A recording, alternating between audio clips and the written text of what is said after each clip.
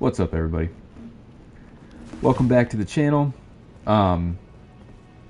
Name's Jake, aka Center Tarnished.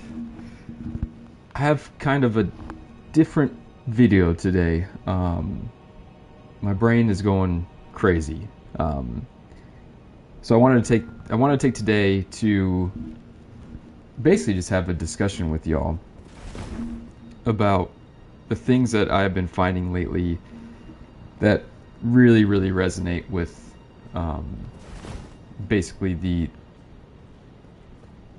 the framework of which we've built this whole kind of theory upon, using human psychology, and specifically Carl Jung as kind of our guiding light to figuring this out. So basically, to start, so this is just a character that he's at the end of the game. Everything's done, so I just kind of wanted to walk around the world, showing the map, showing different things, all of these different, what I would find as evidence, pointing us to the direction that we are already going. So to start, so if you're not part of the Discord, feel free to join it. It's on my channel, but unfortunately, you know, kind of as I go through periods of either on the road or not, I'm either active on there or I'm not. But I was just kind of scrolling through my phone, doing whatever it is that my brain does, and one thing that we've been talking about a lot is the stages of the animist development, according to Carl Jung, and how that could possibly reflect the different Elden Lords, and that the different Elden Lords are in fact the different stages of animist development. I've briefly talked upon this because I didn't have kind of that piece of evidence that I was looking for to really for it to really land and make sense. And I think I've found it. So on the Discord, I dropped it in there, and then I also kind of just did a quick summary of what it is. But I just wanted to start this off by going through just the headlines of how Carl Jung describes the different stages of the animus. I have like so many things pulled up right now. I'm not going to really go through what the animus is. If you're interested, I touch on it in the part 1 of the Great Works of my lore series.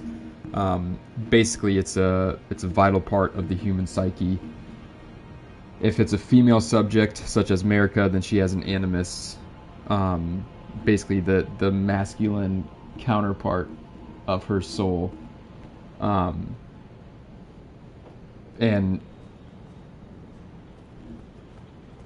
sorry, my son just woke up from his nap and he's staring at me. 1 second. And he is, as the subject, aka Marika, as she develops as a person, her inner masculinity, her animus, also develops. I'm going to kind of leave it at that. That's super generic and vague, but that gives you an idea of exactly what the animus is. So, as the female subject develops, as she's going about her life, as she's finding herself, and she's going through this kind of individuation, spiritual awakening journey, so does the counterpart. So does her animus. So, the headlines, there's 4 stages of the animus development. Stage 1, a man of mere physical power. Okay? A man of mere physical power. somebody who just provides protection, who provides children. Like that's literally, they're kind of like a Tarzan type of character. That is their only purpose. That's stage 1. Stage 2, a man of action or romance, also can be known as the war hero. That's stage 2. This stage of the animus has the capacity for planned action, initiative, romanticism, war hero, all these different types of things. Okay? So, what we know, right, about Godfrey, let's just say, like, let's not just say, stage 1 is Godfrey. 100% it is Godfrey. His entire worldview is built on strength. That's the only thing that you need to do in this world is be strong. Physically. Not mentally, not have any strategy, not have any of that. You are just supposed to be physically strong. Weapon of Godfrey, blah, blah, blah, blah. In the days of the past, a crown was warranted with strength. In the days of the past, a crown was warranted with strength. I don't really need to go in about how many times he literally mentions, like, oh wow, you're strong, you should be Elden Lord, or like a crown, your strength befits a crown, or you're too weak, or whatever it is. Okay. Okay, now let's go to stage 2. Now, if we know that Godfrey is the first Elden Lord, who is the second Elden Lord? Radagon. What does he do?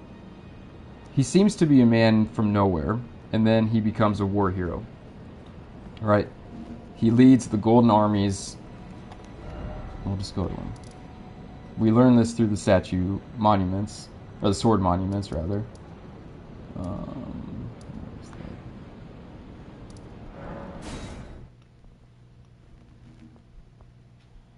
We know that he's a war hero, right? I mean, I don't think I really need to explain that part, but he leads. Yeah, horse. He leads the war against the Carians, and becomes he flourishes to the ranks of hero, as Muriel would say. First light in war, Radagon's glory burns red as his hair. So, and we also know that there's another monument that says that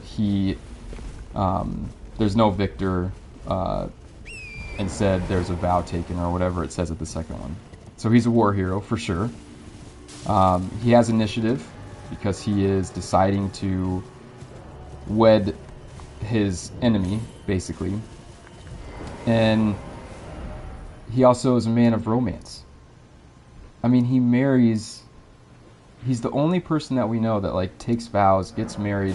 I mean, outside of, like, a head to your gun, come to the capital and become my king consort, but there's not really another, there's no other, like, major theme of love or anything other than with Radagon and Renala. So the second stage of the Animus has to be Radagon, the second Elden Lord. Like, there's no other person that reflects. Okay, so then we know that we become the third Elden Lord, right? Which means that we have to be the third stage of the Animus in order for this theory to make sense.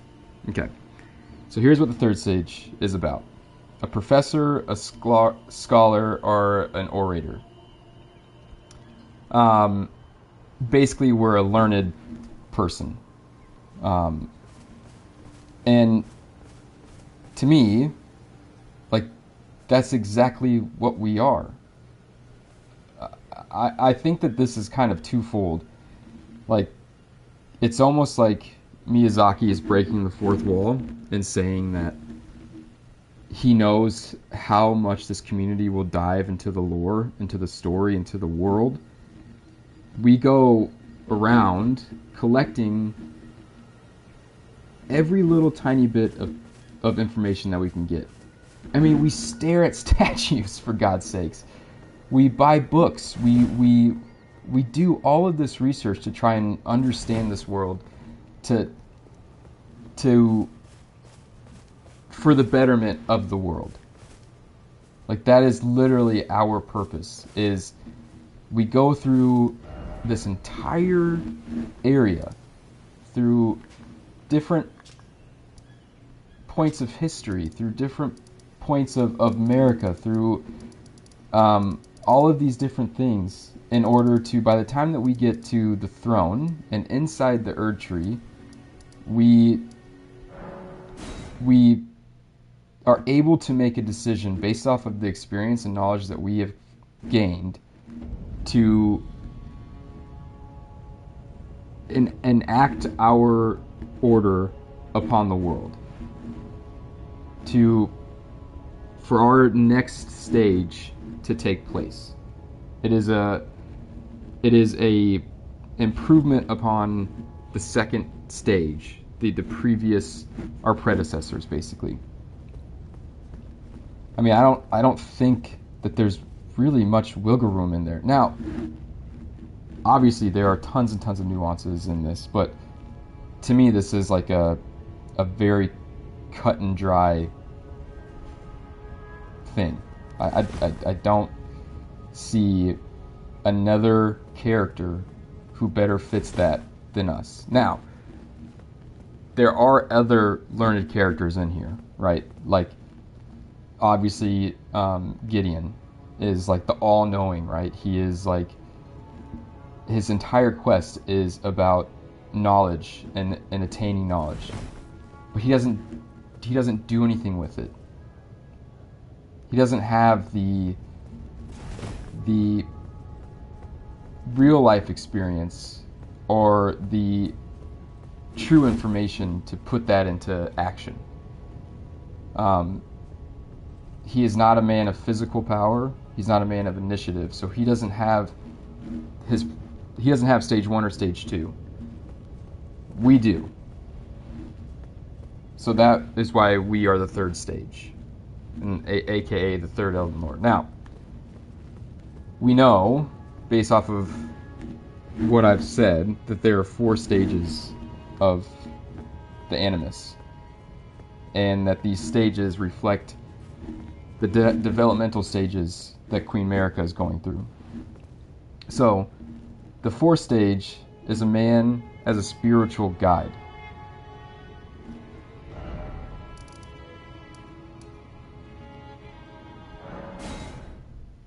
A man as a spiritual guide. He appears in dreams as a helpful guide.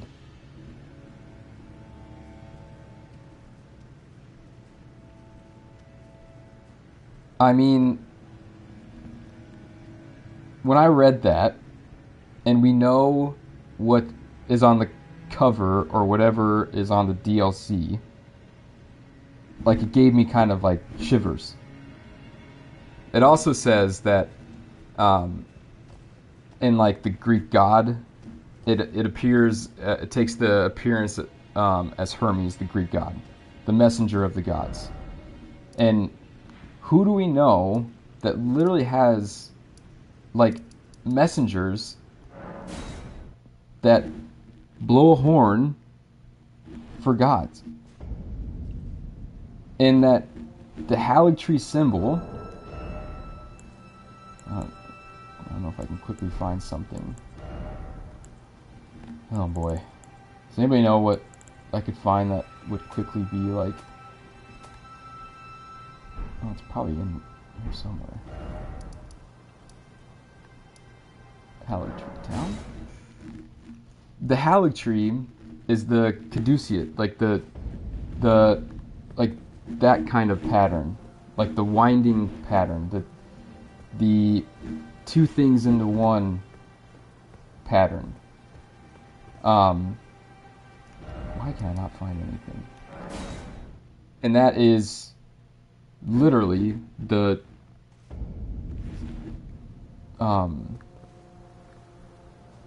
like the icon of the Greek god Hermes. Okay. So that means, right, if we're gonna assume that this is correct, and if you don't think it is, like, you gotta let me know, because that's kind of why I'm that's kind of why I'm doing this, because I'm pretty bought into this idea. The fact that human psychology and Carl Jung was what started this journey for me, and making connections for me at the very beginning, brought me to this. And knowing what the DLC is literally showing on its cover is Mikola, and it's like Mikola is clearly supposed to be the final version of the Elden Lords, the balancing partner, the spiritual guide, is supposed to complete America. Like, all of these different things are incredibly, I don't like, it's insane to me. So we know that Mikola is more than likely probably Saint Trina, and he is able to enter into the dream world, or whatever the frick that I'm sure that we're going to find out in the DLC. But if this isn't a spiritual guide, what's up? If this isn't a spiritual guide, like, we know that Mikola is. I don't need to, like, convince anybody of that. That's literally, like, his entire thing. I'm gonna end up getting murdered here. Okay, so there's something else about the picture in the DLC that is kind of strange. Not really strange, but it's something that, out of the things in it, it stands out. And it is the four structures, kind of in, like, the mid-ground between where Mikola seems to be in the Erd Tree. And those four structures are the churches of America. Almost unequivocally, the churches of America. Okay, so, first Church of America. Well, okay, so let's back up. So if there's 4 stages of the Animus, 4 Elden Lords, 4 churches of America, then it would make sense that these churches, they would reflect one of the Elden Lords. So let's just go through them. First stage, or first church, sorry,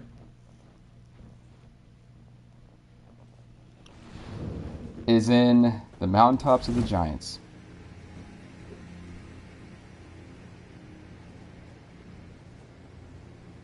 That was Godfrey's, like, pinnacle of his entire existence, was defeating the giants, the fire giants. So I don't know if this is supposed to reflect the, like, birth of Godfrey, like, if this is where he came from, if this is where his existence ended. But there's no coincidence that the first Elden Lord, I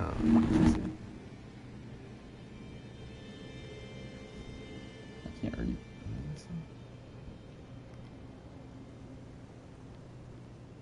Sorry, one second.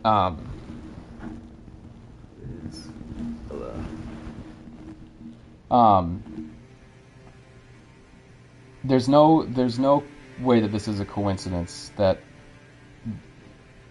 Godfrey's one and only mission, being a man of just pure physical strength, defeating the giants, also is reflected in the First Church of America. And if we are going to assume that these different stages, right, are reflecting different developmental stages of America, the actual person, the subject, I want you to look at the entirety of this map. Okay. I've said this before, but this map, the land masses, is a human embryo, is a fetus inside of a womb. Right? Umbilical cord. This would be like the stomach, the chest area. This is the head, the nose, right? These are the lips, the eyes. And if you're at your computer right now, which you probably are on your phone or whatever, look up embryonic brain development. The different stages that the human brain goes through while it's in embryo. This water mass, right, this water, lake, river area is almost identical to what you will find when you search that on Google. And the fact that the First Church of America is right here at the brain of an embryo, this shows us that this is America in her very early years of life.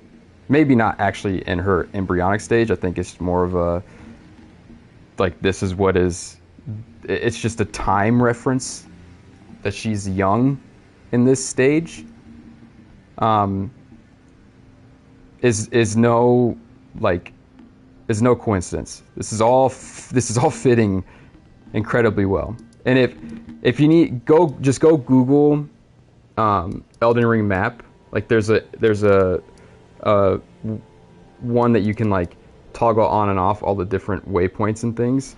If you toggle everything off and you zoom out and you look at it, it is identical to a human, a fetus in the womb. Like, it's in water, through its belly button here. This is clearly, I mean, there's no accident that this is like this. And then having the first church be associated with Godfrey and being the first stage and having it be during her earlier years is, okay. I think we can all, hopefully we can all see that's the case. All right, let's travel to the second one. I might have to take like a 5-minute break here because my son is wandering around upstairs and that cannot be good. Second stage, okay? Also, this is a brain, like a fully formed brain at the Capitol. If you don't see that, I don't know what you're looking at.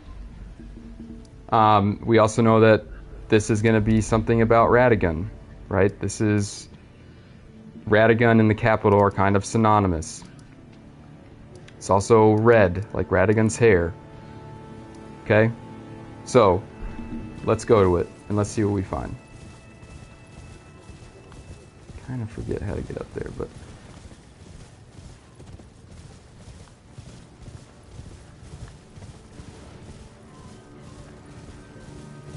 oh boy, I think it's over here somewhere.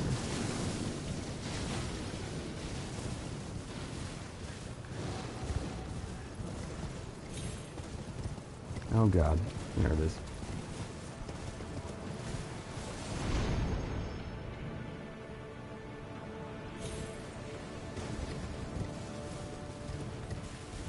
After I get here, I'm gonna have to take like a 5-minute break because I gotta address my son.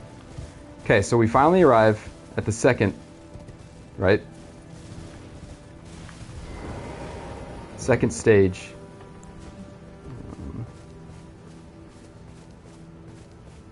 And at first, this one took me a minute because the first one to me was very obvious. Like, it's in, it's in basically the area where the Ur tree is taking shape. Godfrey and Merrick are defeating all their enemies, mainly the giants. Oh, Jesus Christ.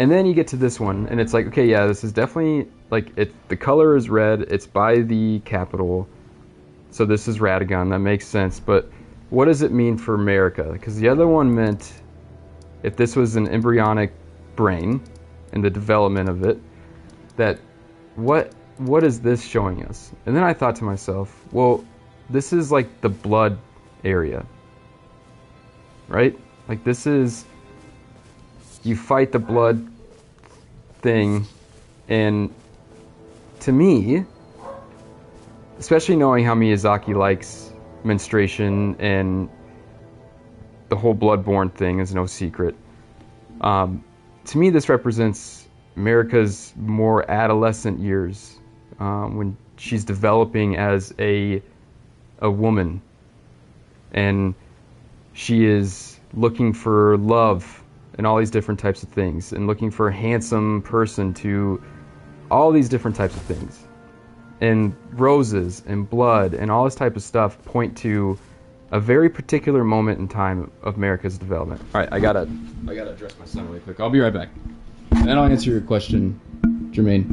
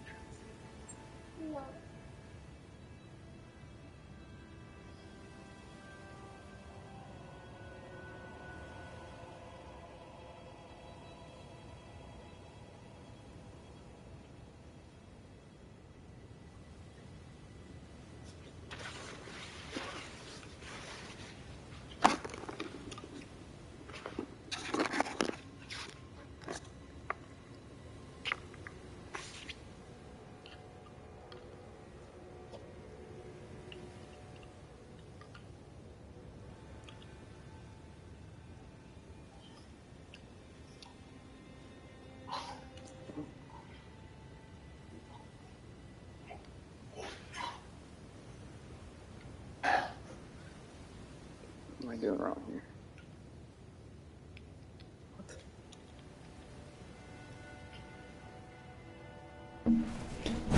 Okay. Think I'm back. Sorry about that. We'll see how long this lasts.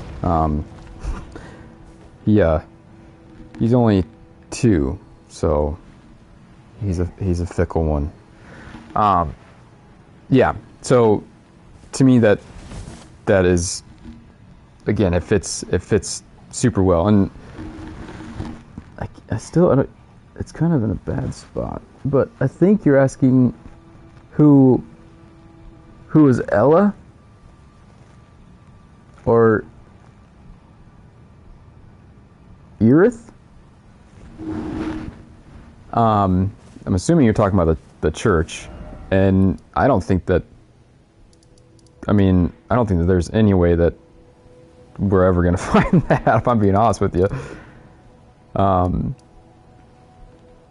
Yeah, I think it's just probably a prominent person who once resided in the area, or some sort of, figure like that. I don't think that there's any direct evidence of that person other than that one name.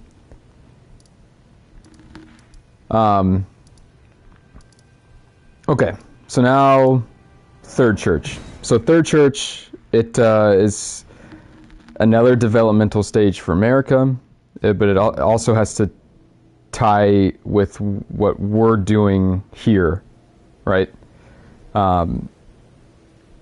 One thing is we're kind of like almost instructed, like we're kind of the very few waypoints that we get in Elden Ring or in any Soulsborne game.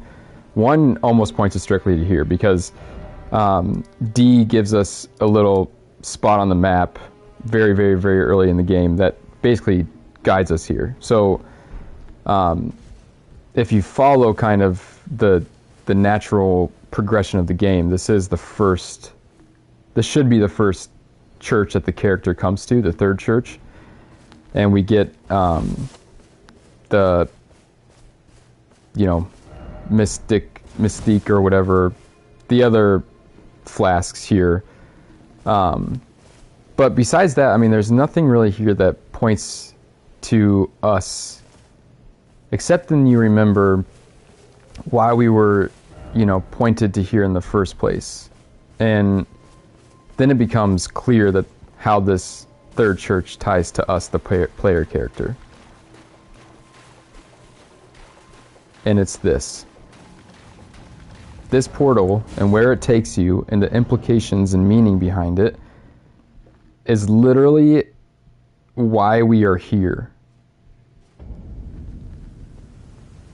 We end up killing this person, who we know to be Malekith, to release Destined Death, to burn the thorns, and to become Elden Lord. To become the third stage of the Animus. That's it's how, I don't know how else you would do it unless you painted something on the walls that said, like, welcome, you're the third stage of the Animus, you're going to be the next Elden Lord by doing XYZ. Like, the fact that it gets you here, and knowing what we know at the end of the game, there's no other character that would reflect. Right? Like, okay. Now, I think everybody is so far on board. Maybe. Probably not, but to me it makes sense. Then you go to the Fourth Church. And where is it at? It's on the Weeping Peninsula, next to the Weeping Everjail, next to the isolated Merchant's Shack. And what's the first thing that we hear when we get here?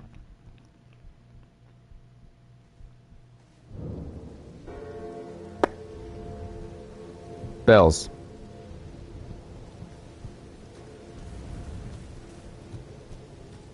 And what do we know about these bells? They are the... I just want to make sure I'm... Oh God.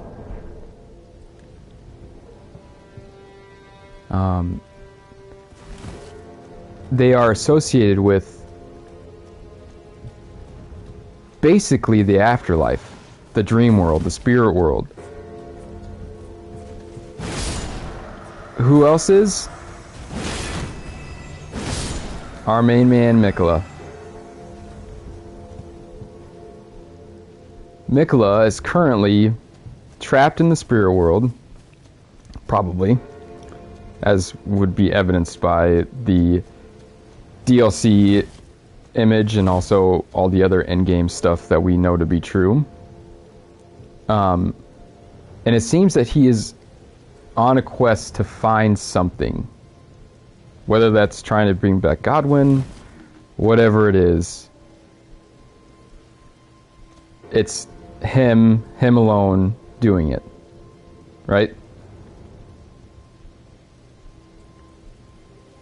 Like, it all fits so well. That this is like that the end game is that Mikola and Marika, or Mikola is supposed to be the final Elden Lord. He is supposed to be, his rule and his order are the end game.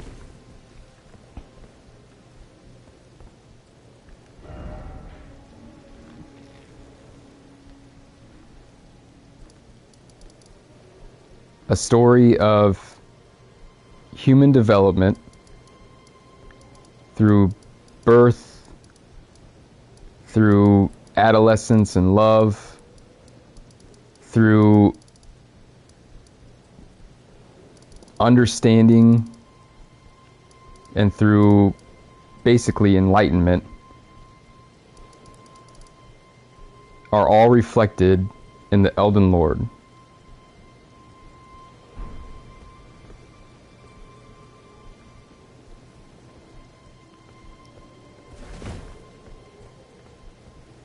I mean, I that's, to me, like, that is almost one-to-one understanding of a big piece of this game that I don't think I've heard anybody even mention.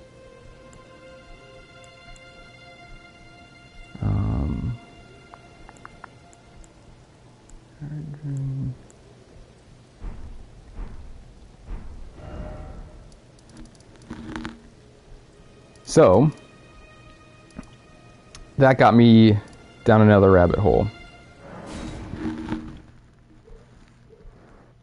So, if this game and the map and the different stages of Marika's development, and in turn her animus development, aka the Elden Lords, are all a story of basically like psychological development, spiritual awakening, all this different stuff. What does that mean about, like, the story as a whole? Right? Is it this story of enlightenment through birth, throughout history, that is a story specifically to Marika? Is it a collective story of humanity? What are these different points in time and points in the game that make us turn our heads a little bit and make us think? To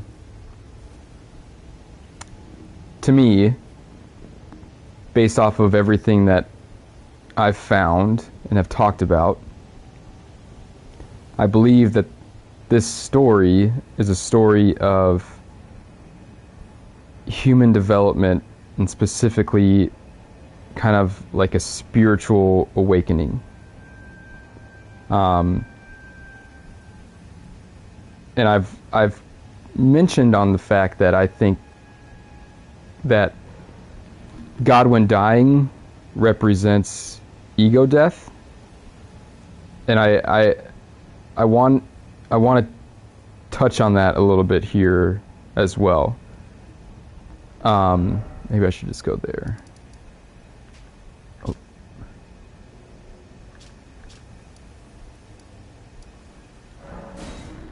So, ego death.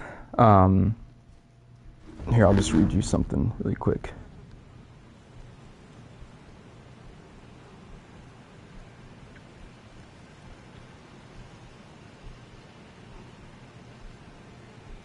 The experience known as ego death is a pivotal part of the spiritual awakening journey.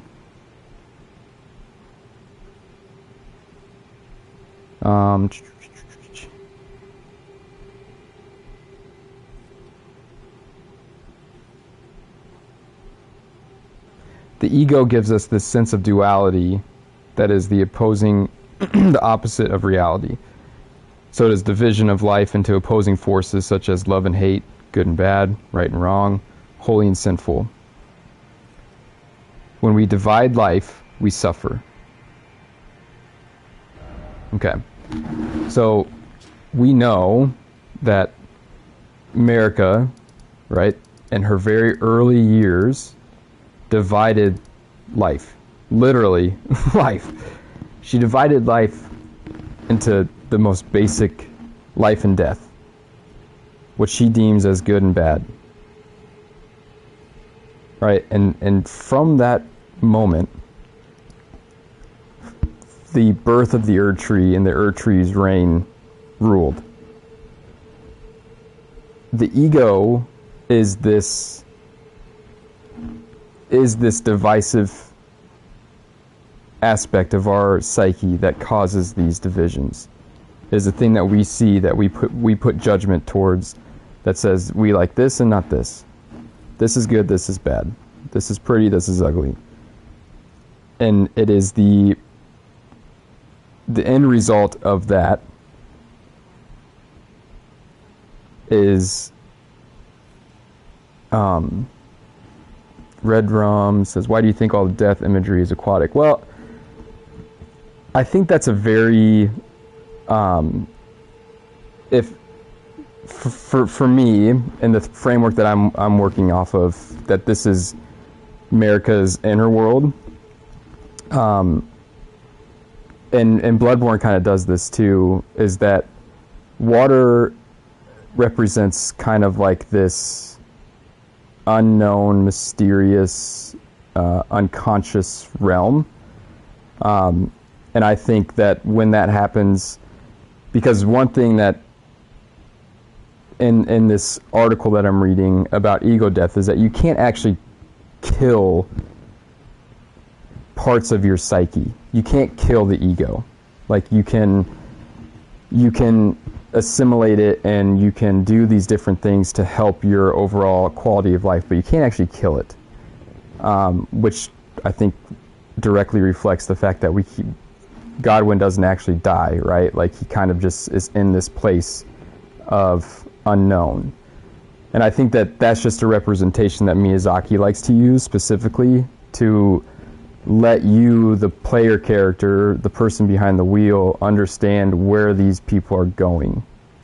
And I think that is why specifically the use of water is kind of like that medium that he uses, if that makes sense. What was I saying? So ego death. So although I think the actual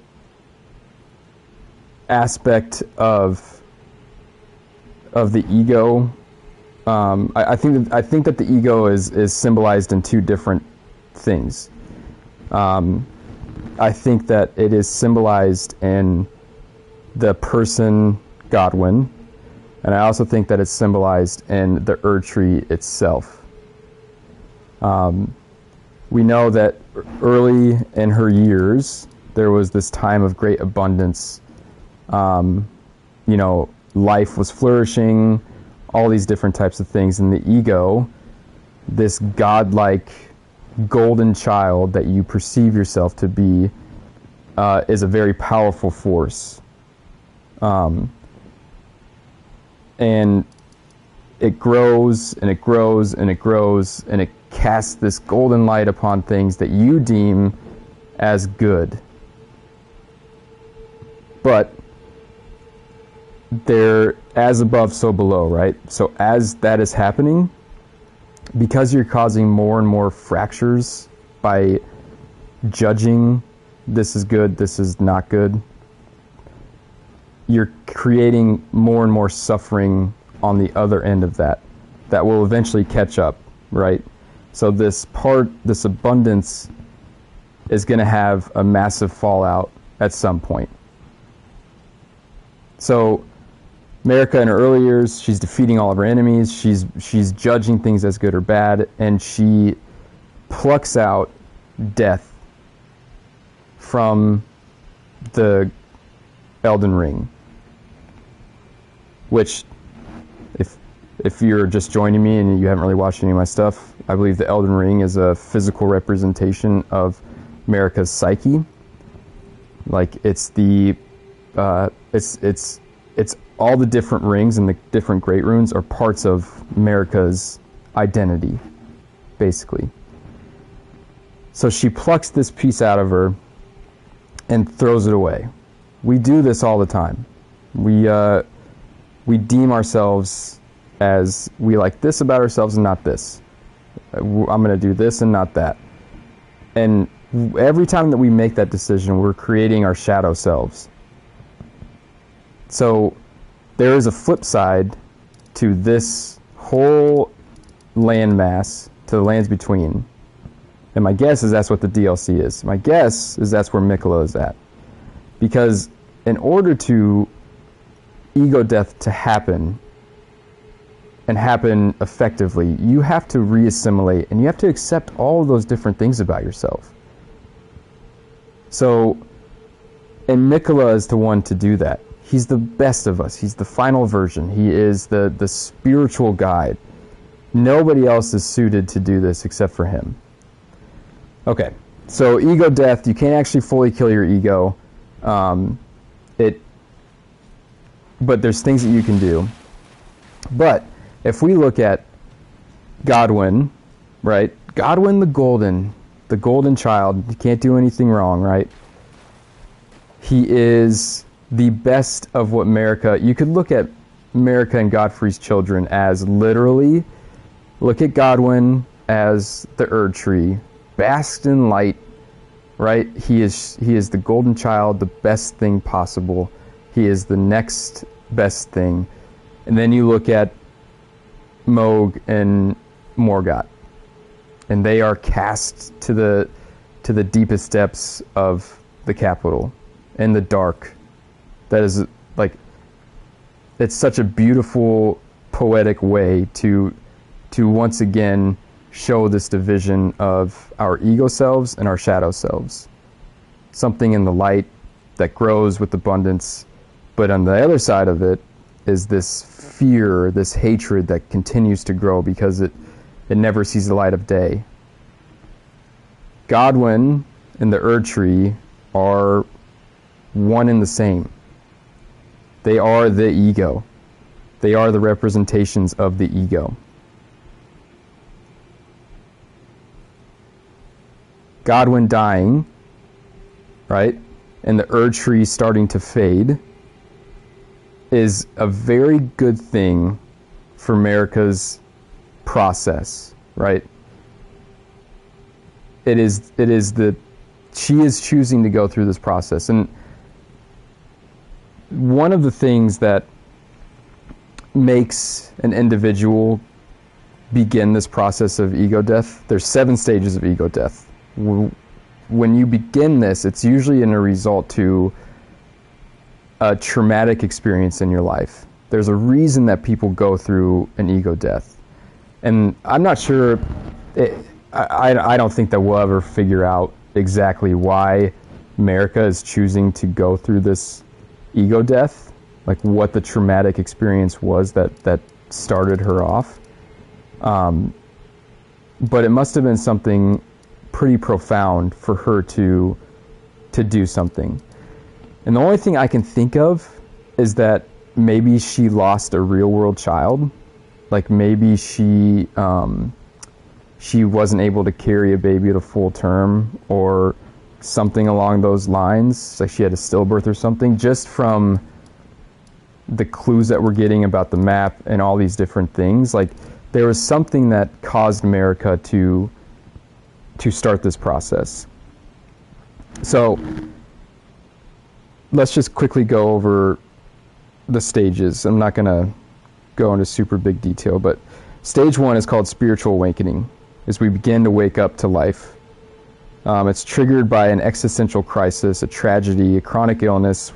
It could be that America herself is dying.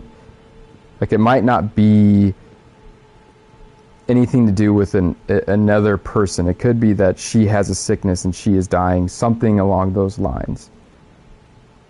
When we do this, we're in search of a more deeper meaning of life. What's my purpose? What's the meaning? All this type of stuff.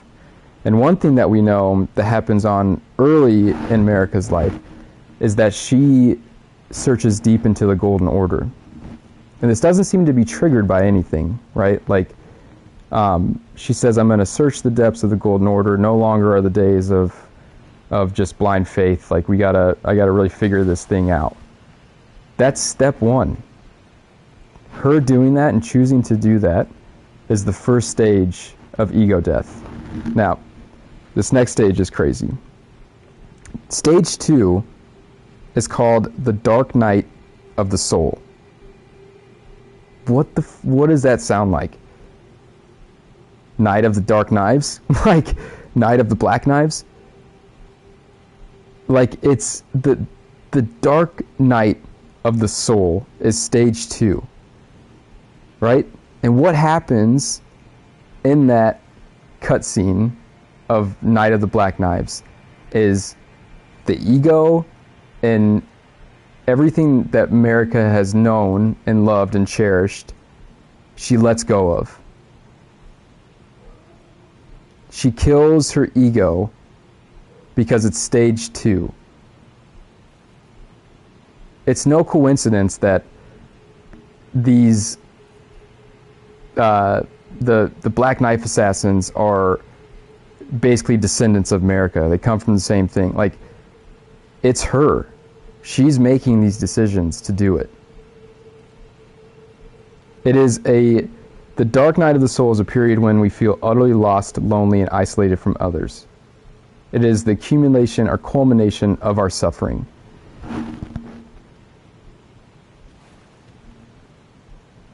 I mean, if that is not the culmination of suffering, I don't know what the hell it would look like.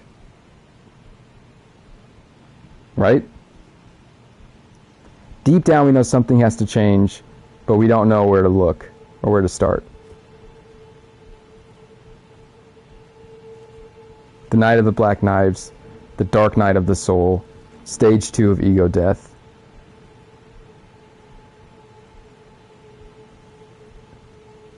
And look at where we're at. I mean, we're at this death is starting to take hold of the Erd Tree itself. Nothing that we do is going to stop this process from happening. Right?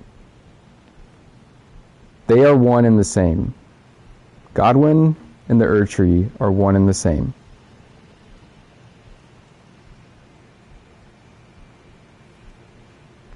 My guess is that she may have existential dread and been searching for a new purpose. Yeah, that's definitely true. this is where I am very like it goes foggy for me, is whether we look at this as everything that is happening is inside America's head, right? Like America, the real person, is says death root is bleeding into the lanes between two.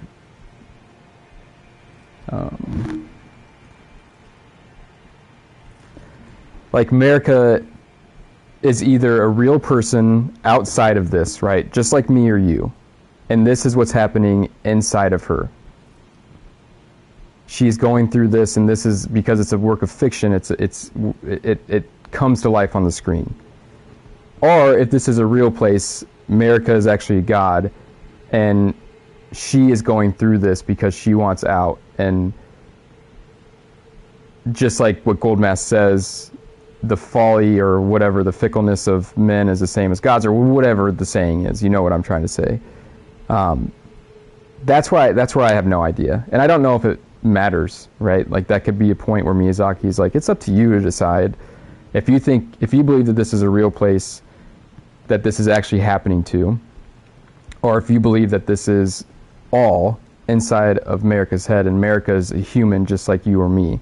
And when we go through this process, if and when we go through this process, it will mirror some version of this, where we go through our lives and we're wondering about, why did I make that decision? Why did I do this? We're looking inwards. We're going through this journey. I don't really know.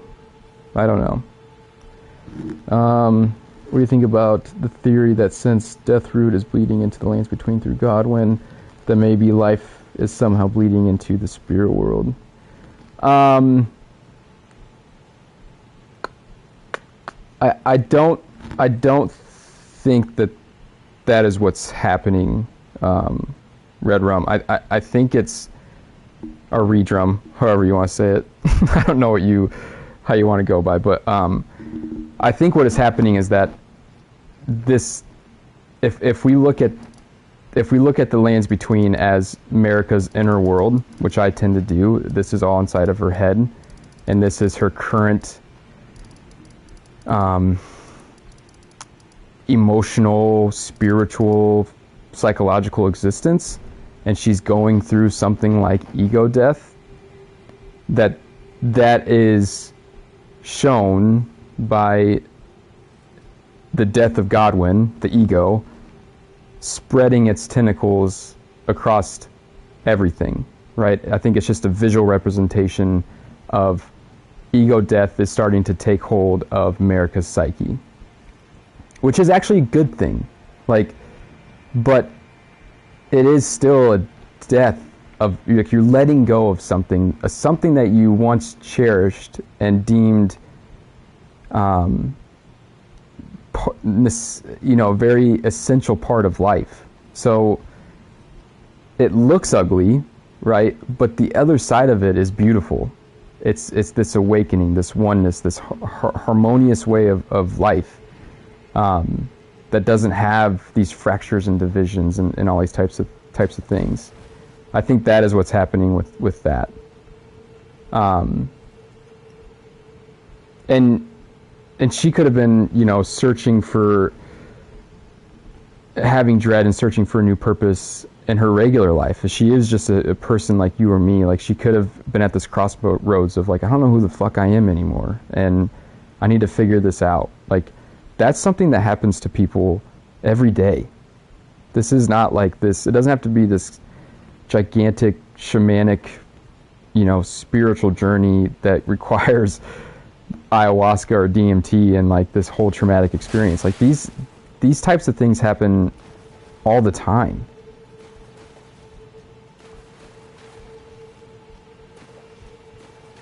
Okay. So, stage 3 is a spiritual seeker. We're trying to reduce the suffering that we've been carrying, blah, blah, blah, blah, blah, forms of healing, all that type of stuff. And basically, I'm not going to go through everything because it's just a lot. But eventually, what we get at the end of it, at the end of our entire journey of ego death, is this. It's this new way of life for us. It's still us, right? It's still our brain. It's still everything that we know, but it's a new way of doing things. One that is no longer divided and fractured by this egocentric, driven way of thinking. It is a oneness, unity.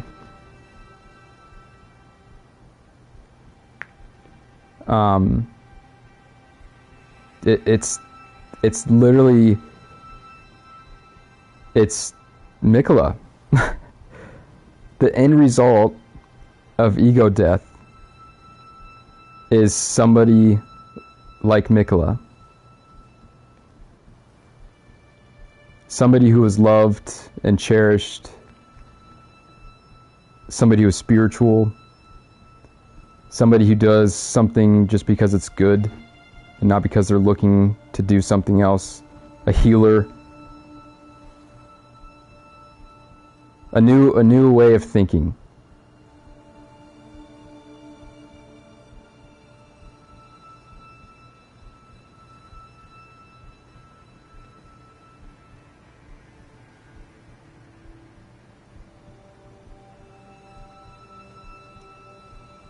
And when Gideon says, oh, that's why America is so mad when Godwin takes Mikola, is because she knows that she needs him, that he is the future, that the end result of this ego death is Mikola and his rule and his order. Hi. Hi. Oh God. Don't kill me. Oh jeez. It does look like a snowman, doesn't it? Yeah. I might have to wrap this up. I love you. Oh, I love you too. I might have to go. But yeah. I really I implore everybody to look into this. To me, this isn't a giant leap that I'm making to fill in cracks of somebody's story and what their purpose is and all this different type of stuff.